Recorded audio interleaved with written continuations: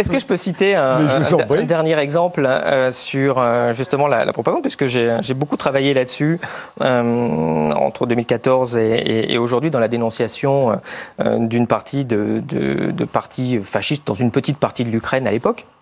J'aurais bien souhaité discuter de l'exemple que je vous ai amené. Ah oui, avec Laurent Fabius. Oui, tout à fait. Alors, il y a effectivement un... Avec Laurent Fabius, en 2014, en pleine crise de Maïdan et donc d'une jolie opération il y a plein de gens sympathiques. Des Affaires étrangères. Au moment où il est des Affaires étrangères, oui.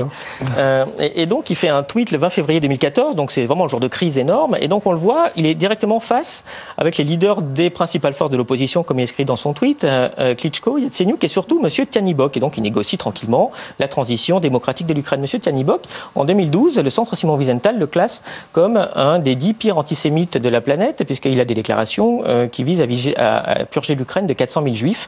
Et le monsieur a reçu en 2010 la Croix d'Or des vétérans de la division Waffen-SS Galicie.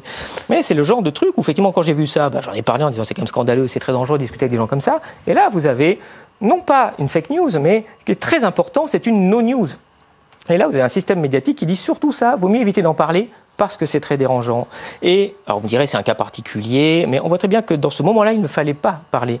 Mais si pourquoi c'est pas... Parce que Laurent Fabius, il sait très bien à qui il a affaire. Il faut ça, vous demanderez à Laurent Fabius. Oui, enfin, on peut l'imaginer. On dit, il négocie avec qui il doit négocier. Ce que vous reprochez, c'est le fait qu'on n'ait pas mentionné que cet homme avait été dénoncé comme tel. Évidemment, le premier point, c'est dans ce fait qu'on négocie avec un des pires antisémites de la planète, excusez-moi. Oui, mais parfois, on est obligé de négocier avec des gens avec qui on n'a pas envie de négocier. Là, on n'est absolument pas obligé de négocier avec ces trucs-là, et j'espère qu'on n'est pas dans les situations dans lesquelles on négocie. Le gars a créé quand même le parti néo-nazi d'Ukraine, il a créé le Parti social-national d'Ukraine à l'époque. Il y a 30 secondes. Et juste pour finir, la deuxième, elle est beaucoup plus récente, puisqu'en fait, ils sont deux à créer le parti néo-nazi ukrainien.